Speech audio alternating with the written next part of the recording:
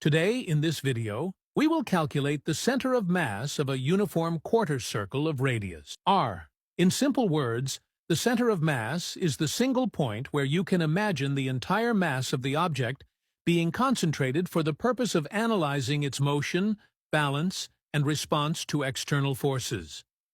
If the object is made of the same material everywhere and gravity is uniform, the center of mass is also the same as the center of gravity, or the point where the entire weight of the object effectively acts, so it behaves like the balance point you found with your finger. Now, how to calculate the center of mass of an object. Imagine if we have n point masses, each at a position xi with mass mi, where I goes from 1 to n, then the center of mass along the x-axis is simply the weighted average, that is the sum of each mi times xi divided by the sum of all mi's.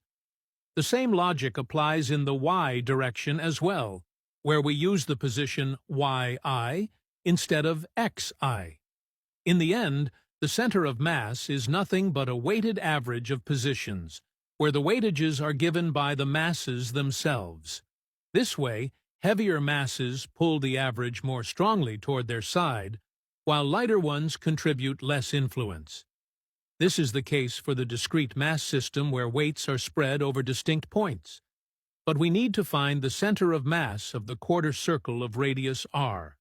This is the case for a continuous mass system where weight is spread uniformly all over the region of this quarter circle, and therefore the center of mass is found by taking the weighted average through integration, which means we replace the summation sign with integration.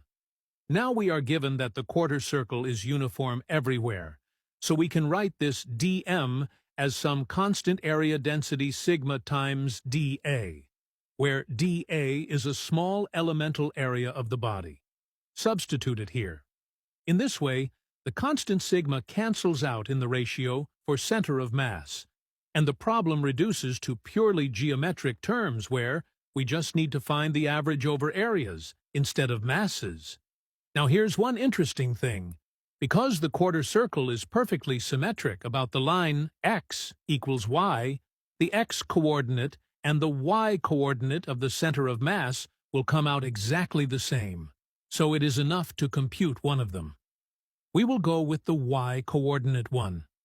To set this up, let's take a small vertical strip at position x, such that this is y, and it has a tiny width dx. The height of this strip is y, and this y comes from the circle equation. X squared plus y squared equals r squared.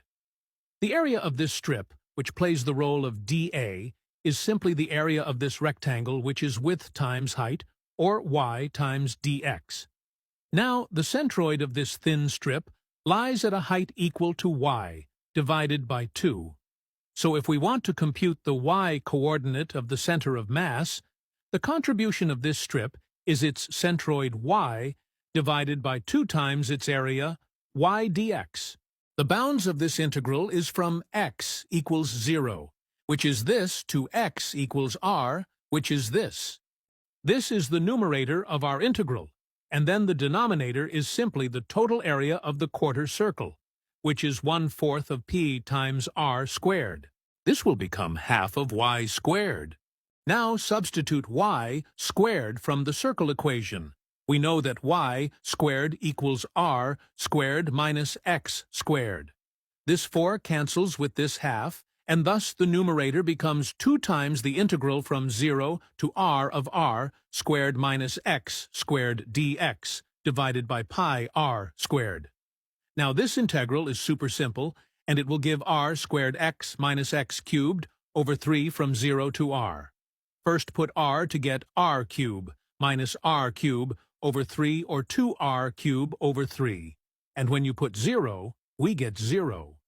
Now cancel this r square with the r cube to get the final result as y bar equals 4r over 3 pi.